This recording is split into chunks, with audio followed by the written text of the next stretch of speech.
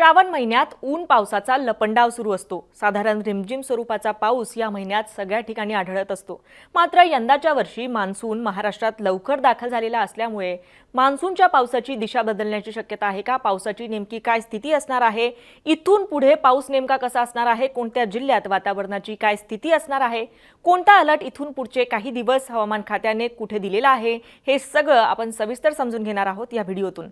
नमस्कार, मी छाया आणि आपण पाहताय वेदर रिपोर्ट। तर सर्वात आधी आजच्या सॅटेलाइट इमेजच्या माध्यमातून आपण अंदाज घेण्याचा प्रयत्न करूयात की इथून पुढे श्रावण महिन्यात नेमकी वातावरणाची काय स्थिती असणार आहे।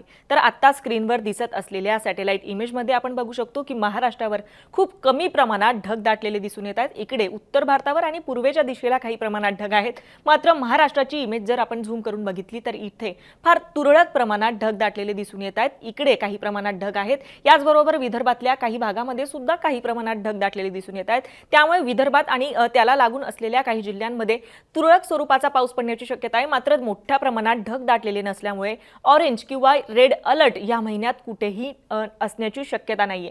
आता ह्या सगळ्याचा अंदाज घेत स्पेसिफिक कोणत्या दिवशी काय इशारा हवामान विभागाने दिलेला आहे ते सुद्धा पुढच्या इमेजेसच्या माध्यमातून मॅपच्या माध्यमातून आपण समजून घेऊ शकतो। तर हा 30 तारखेचा म्हणजे आजच्या तारखेचा मॅप आहे। आज नागपूर आणि गोंदिया या विदर्भातल्या 2 जिल्ह्यांना आणि रायगड, रत्नागिरी याचबरोबर पुणे आणि साताऱ्याचा जो घाटपट्टा आहे इथे आज येलो अलर्ट जारी करण्यात आलेला होता। हे 2 जिल्हे आणि विदर्भातले 2 जिल्हे जर सोडले आणि हा घाटाचा परिसर जर सोडला तर महाराष्ट्रात उर्वरित ठिकाणी कोणताही अलर्ट आज देण्यात आलेला नाहीये। याचबरोबर रेड किंवा ऑरेंज अलर्ट सुद्धा आज कुठेही देण्यात आलेला नव्हता। यानुसार आता या 2 जिल्ह्यांमध्ये किंवा तुम्ही राहत असलेल्या ठिकाणी काय स्थिती आहे आम्हाला कमेंट करून नक्की कळवा। आता उद्याची म्हणजे 31 तारखेची काय स्थिती असणार आहे तर 31 तारखेला विदर्भात अमरावती, वर्धा, उस्मानाबाद तर उद्या 31 तारखेला अमरावती, वर्धा, चंद्रपूर, गडचिरोली, गोंदिया, नागपूर अशा या विदर्भातल्या पट्ट्यामध्ये पाऊस पडण्याची शक्यता आहे। येलो अलर्ट, येलो झोनमध्ये हे जे जिल्हे आहेत ते दिसून येत आहेत। तर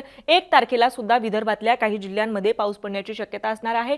गडचिरोली, गोंदिया, चंद्रपूर, वर्धा, नागपूर या अशा विदर्भातल्या संपूर्ण पट्ट्याला 1 तारखेला सुद्धा 1 ऑगस्टला सुद्धा येलो अलर्ट हवामान खात्याने दिलेला आहे। मात्र उद्या आणि परवा कोणत्याही जिल्ह्याला ऑरेंज किंवा रेड अलर्ट दिलेला नाहीये। त्यामुळे मुसळधार असा पाऊस नसणार आहे। मात्र तुरळक पाऊस पडण्याची शक्यता उद्या आणि परवा सुद्धा असणार आहे। आता 2 आणि 3 तारखेची काय स्थिती असेल ते सुद्धा या मॅपच्या माध्यमातून आपण समजून घेऊ शकतो। तर 2 आणि 3 तारखेला बऱ्यापैकी पाऊस ओसरलेला असणार आहे।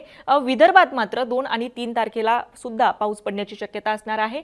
वर्धा, गडचिरोली, गोंदिया, चंद्रपूर, नागपूर अशा या विदर्भातल्या या जिल्ह्यांमध्ये पाऊस पडण्याची शक्यता आहे। मात्र हा तीव्र स्वरूपाचा पाऊस नसेल, तुरळक स्वरूपाचा पाऊस हा असणार आहे। विजांचा कडकडाट असेल मात्र पाऊस जो आहे तो तुरळक स्वरूपाचा असणार आहे। तर 3 तारखेला सुद्धा काही जिल्ह्यांमध्ये पाऊस असणार आहे। त्यामध्ये अमरावती असेल किंवा अमरावतीला लागून जे विदर्भातले काही जिल्हे आहेत तिथे येलो अलर्ट हवामान खात्याने दिलेला आहे। तर अशा पद्धतीने इथून पुढचे 5 दिवस वातावरणाचे असणार आहे। ऑगस्ट महिन्याची सुरुवात कमी पावसाने होणार आहे। मात्र 15 ऑगस्ट नंतर पाऊस आणखीन वाढण्याची शक्यता काही हवामान तज्ञांकडून वर्तवली जाते। तुम्हाला या संदर्भात आणखी काही प्रश्न असतील तर आम्हाला कमेंट करून नक्की कळवा। आणि सगळ्यात महत्त्वाचं म्हणजे मुंबई तकला जर आपण नवीन असाल तर मुंबई तक चॅनलला सबस्क्राइब करायला विसरू नका। हा व्हिडिओ पाहिल्याबद्दल धन्यवाद।